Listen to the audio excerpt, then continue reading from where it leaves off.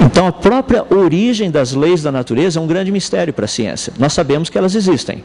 Nós temos pesquisado, conhecemos a formulação e tudo mais, mas temos dificuldade em entender a sua origem, e isso é verdade. Quando eu trato, por exemplo, no livro dessas duas propostas, eu gosto de dar alguns exemplos práticos, e um deles principais é o meu famoso exemplo do bolo de chocolate. Esse é um dos prediletos, porque eu acho que tudo vai bem com bolo de chocolate. É a minha sobremesa predileta. Por exemplo, se você sai daqui e chega na sua casa hoje e encontra um bolo de chocolate sobre a mesa, a pergunta é: qual a origem do bolo de chocolate? Lembra que você não estava lá quando o bolo de chocolate foi colocado em cima da mesa. Você estava aqui. Então você não sabe como que o bolo de chocolate chegou até lá. Então nós temos algumas teorias. Uma teoria seria que alguém que sabe fazer bolos de chocolate foi na despensa, pegou todos os ingredientes necessários para produzir um bolo de chocolate, colocou na quantidade certa, na ordem certa, fez essa mistura toda numa forma, colocou dentro daquela forma untada e tudo mais, levou no forno, deixou por um tempo determinado, viu que estava bom, depois de um certo tempo, tirou de lá e pronto, bolo de chocolate. Essa seria uma teoria. Uma segunda teoria, que é uma teoria muito interessante também, é que um caminhão de supermercado estava fazendo entrega e praticamente ao passar próximo à sua casa, para não atropelar o filho do vizinho que atravessou rapidamente na frente do caminhão, o motorista acionou os freios e perdeu o controle do caminhão e o caminhão começou a capotar.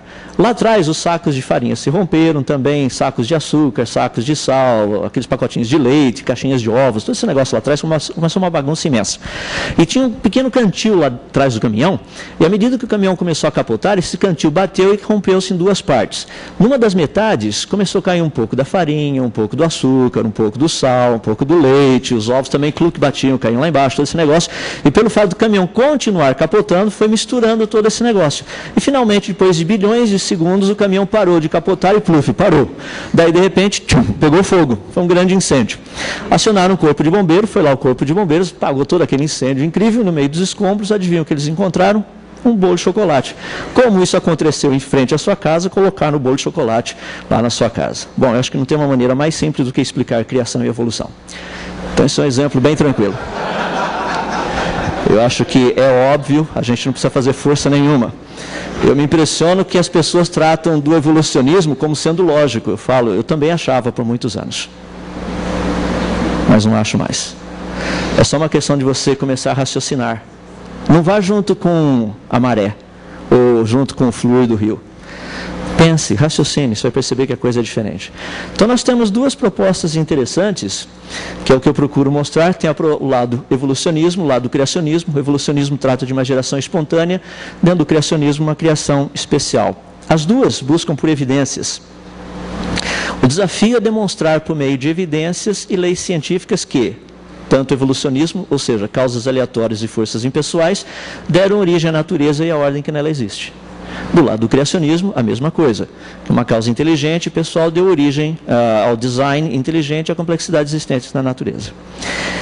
Bom, dentro desse contexto, algo que para mim é muito importante, e eu procuro demonstrar que dentro do evolucionismo, dentro do acaso espontâneo, dentro do criacionismo, design planejado, nós temos algo muito interessante que são as implicações religiosas.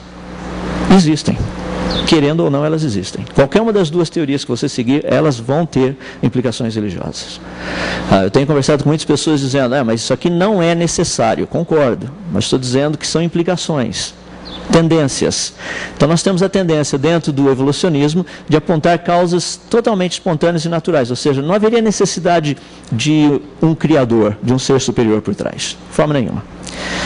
A mesma coisa dentro do criacionismo, seria muito difícil falar de criacionismo sem um criador. Então as duas coisas têm suas implicações religiosas. Dentro da questão do criacionismo, um ponto que eu acho muito importante, eu procurei tratar no livro, é que as propostas do criacionismo são passíveis de observações científicas, de testes científicos, de lógica científica e também das leis científicas. Essas são áreas que nós podemos pegar e trabalhar sem muitos problemas. Algo que eu gostaria apenas de colocar, que eu acho muito interessante, e eu trato disso no livro, é que seria anticientífico pensar que uma inteligência teria produzido toda a complexidade que observamos na natureza. Por exemplo, o ônibus espacial, assim que estiver tudo pronto de novo, está subindo para levar mais um pedaço da estação espacial lá em cima. O ônibus espacial é a máquina mais complexa já desenvolvida pelo ser humano até o presente momento. Nós não temos nada parecido colocado junto num único pacote como um ônibus espacial. Agora, obviamente, ninguém acreditaria que o ônibus espacial é resultado de um furacão, por exemplo, Katrina, que teria passado por um ferro velho de aviões lá nos Estados Unidos, teria colocado todas as peças juntas formando um ônibus espacial. Obviamente, o ônibus espacial implica em muita tecnologia, o que implica em muita gente inteligente por trás, o que implica em muita coisa criada. Pensa, por exemplo, uma ave. Um ônibus espacial é ridiculamente mais simples comparado com uma ave.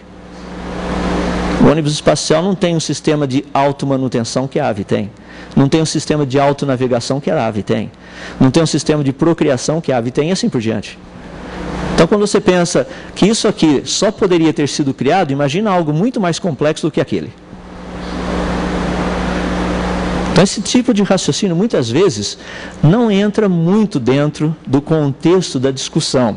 Então, deixa-me colocar algo que é muito interessante, colocado por C.S. Lewis. C.S. Lewis foi de tudo um pouco na vida. Aqueles que conhecem o trabalho dele, é fascinante ver o que ele experimentou até chegar dentro do cristianismo. Ele dizia o seguinte: se o sistema solar veio a existir devido a uma colisão acidental, então o aparecimento da vida orgânica nesse planeta também foi acidental e toda a evolução do homem foi acidental também. Se este é o caso, todos os nossos pensamentos presentes são meros acidentes criados pelo movimento dos átomos. Isto é válido tanto para os pensamentos dos materialistas e astrônomos como para qualquer outra pessoa. Mas se os seus pensamentos, isto é, do materialista e do astrônomo, são meramente produtos acidentais, por que deveríamos crer que eles são verdadeiros?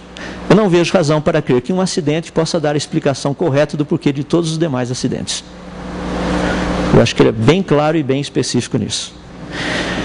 Então, o que nós temos a tratar é justamente esse aspecto do criacionismo, que tem algumas implicações relacionadas com a pessoa de Deus. Tem o argumento teleológico, coisas completas e perfeitas, argumento estético, questão de beleza e verdade, argumento volitivo, escolhas e vontade, argumento moral, certo e errado, argumento cosmológico, causa e efeito. Existem implicações. Então, tudo isso é mais ou menos o que eu procuro desenvolver dentro do primeiro capítulo. Estou dando uma pincelada rápida só para vocês terem uma noção do que tem no livro. Agora, o que eu acho fascinante é uma conclusão desse aspecto, foi justamente o que Michael Denton propôs. Ele disse o seguinte: pelo contrário, a inferência do planejamento, mais especificamente relacionado com a teoria do design inteligente, é uma indução puramente a posteriori, baseada numa aplicação inexoravelmente consistente da lógica e da analogia. A conclusão pode ter implicações religiosas, mas não depende de pressuposições religiosas. O problema é que as pessoas estão preocupadas com as implicações religiosas e não param para observar as pressuposições que não são religiosas. Então, no livro eu procuro mostrar quais são essas pressuposições, de onde vem esse trabalho. Muito do material colocado, principalmente citação de artigos científicos, não são de criacionistas. A grande maioria não vem deles. No capítulo 2, eu trato de um aspecto que é o aspecto do design inteligente. Tem aqui uma pessoa que é uma sumidade no assunto, professor Enésio. Se vocês tiverem qualquer dúvida, perguntem a ele. Muito do meu trabalho foi baseado também no trabalho dele e de outros. Então, a origem da informação. Algo que é muito interessante quando nós tratamos dentro desse aspecto é que muitas pessoas tratam dessa questão do design inteligente como sendo simplesmente baboseira. Estou usando o termo que um professor universitário me falou. Agora, ela é uma teoria científica com consequências empíricas e ela é desprovida de qualquer compromisso religioso. Ela se propõe a detectar empiricamente se o design observado na natureza é genuíno ou um produto das leis naturais, necessidade e do acaso. Uma dessas três. Eu gostaria de dar apenas um exemplo que eu acho muito interessante quando nós tratamos do aspecto informação. Porque o design inteligente trata especificamente com a questão de informação. Quando nós olhamos informação, o que é informação? Bom, informação está relacionado com códigos, com codificação e com uma mensagem codificada. No mês de outubro agora estive lá no Egito e foi fascinante visitar um pouquinho das pirâmides e todo aquele negócio e ver os hieróglifos espalhados por todo lugar. Para quem não sabe o significado, você acha que eles gostavam muito assim de adornar as casas deles e as pirâmides e tudo mais com aqueles desenhos. Mas aquilo é escrita. Então, se você não sabe o significado, você simplesmente não sabe interpretar o código. Mas isso não anula a mensagem que está lá dentro. A mensagem continua. E dentro desse aspecto, existem 5 áreas interessantes para nós avaliarmos códigos. Eu vou usar a Pedra da Roseta apenas como um exemplo. Dentro da área de informação, quando nós estudamos uma codificação, nós procuramos ver a parte da estatística, da sintaxe, da semântica, da pragmática e a última da apobética.